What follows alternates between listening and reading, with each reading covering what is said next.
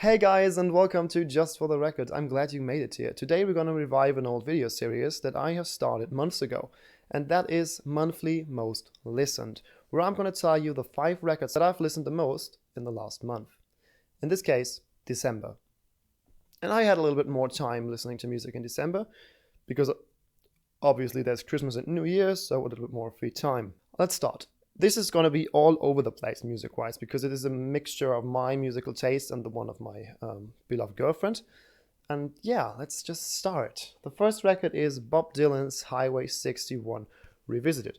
This is a reissue. Actually, I bought this new about 2 weeks ago, and that's the reason why I listen to it quite a lot. Highway 61 Revisited is my favorite Bob Dylan record, and just because of one reason, because it has got Ballad of the Thin Man on here. I love the sound of the song, I love the theme that the song tackles, and I love Dylan singing on this. Obviously, this is one of his, best known records, one of his most well-received records, and everybody who knows Bob Dylan presumably knows Highway 61 Revisited. But if you don't, which there is a possibility that you don't, you should definitely listen to at least A Ballad of a Thin Man. A song with so many small references and so many nuances in it, that I really can't get enough of it, if I'm honest. It's definitely one of my favorite songs of all time. And I don't even know it for this long, even though my dad is a huge Bob Dylan fan, and the first few records after my Wish You Were Here record that I got from my mother were actually Bob Dylan records from my dad, like the soundtrack for Pat Garrett and Billy the Kid, for example, and a best of Bob Dylan record. Okay, and Blood on the Tracks, not to forget Blood on the Tracks. But my favorite Bob Dylan record is Highway 61 Revisited. Number 2, you maybe don't even recognize this. This is Wonderful, Wonderful by The Killers. And again, my girlfriend is a huge fan of The Killers, and she already has been when we met. And Hot Fuzz is a nice record. You can definitely give that to the band. I'm not the biggest fan, but this one actually is special. It is a little bit toned down. If you know The Killers, they are like a pop rock band, a little bit leaning towards the alternative side sometimes. And yeah, I just really like one song on here, and I really love one song on here, and I like the rest on it. And this song is Run for Cover. Yeah, it's just a very, very well-written song. This was one of the many records that we used to run on our New Year's Eve party. I mean, it wasn't a party, it was still Corona conform. I think there were 9 people here, and everybody was vaccinated, so that's fine, I guess.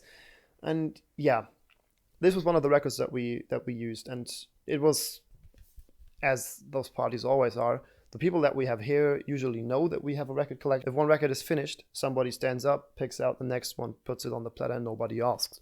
And this was one of them, and I was happy that somebody put them. I think it was my sister, actually. And yeah, The Killers' Wonderful, Wonderful. It's a record from 2017. Let's go for the next one.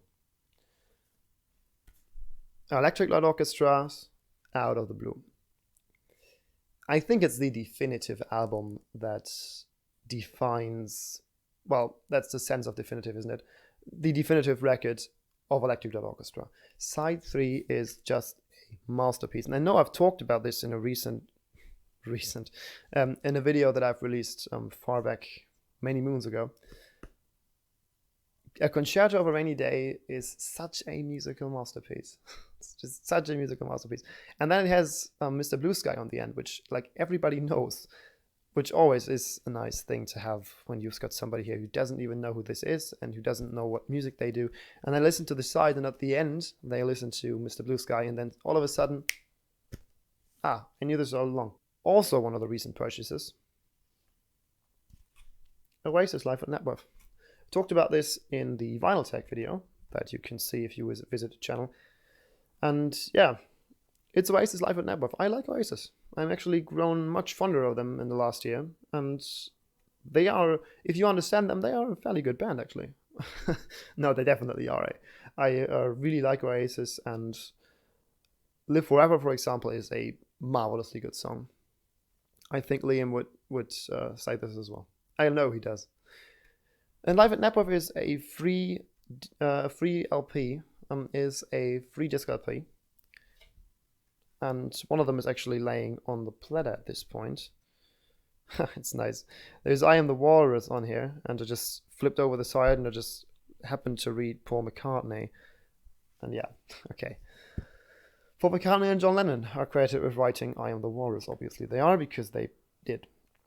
Yeah. I Am the Walrus is the only real special thing on here, I think. Most of the other songs are Oasis staples, and you've got all of the most wanted songs on here that you can find. Supersonic, Morning Glory, Wonderwall, obviously, Don't Look Back in Anger, Live Forever. I think I saw Champagne Supernova. Yeah, it's there as well. So you'll have fun with this if you have fun with Oasis. And the last one is a newer one again, which is Placebo's MTV Unplugged. A record that I'm not going to put out here because I'll never ever going to get it back in. We do have two kinds of record sleeves, bigger ones and smaller ones. And this is a bigger one actually, which fits two folds. But no way. It even fits Tommy. Somewhere here is Tommy, which is a trifold, and it fits this one as well. But this one here is a thick boy. Yeah, Placebo. It's a band, I think they founded in the late 90s. I could be entirely wrong with this. I've seen them once. They are a very nice band. And a thing that Placebo always makes great for me, in contrast to some other modern rock bands, they really, really nicely incorporate classical music into their compositions. And the way that they did it on this MTV Unplugged album is just very, very good. This is a record that my girlfriend picked out a long time ago, before we moved to this place. And I'm very glad she did, because it's really good. It's really good. It's really good. It's a very, very nice record to listen to when you have dinner with friends or something, and you want to have the right feeling. This is always a very, very nice pick for this. And those are my picks for my monthly most listened records. What are yours? Leave them in the comments. If you saw my vinyl tag, I'm just going to stand up for this once. I hope that I can incorporate this thing next month.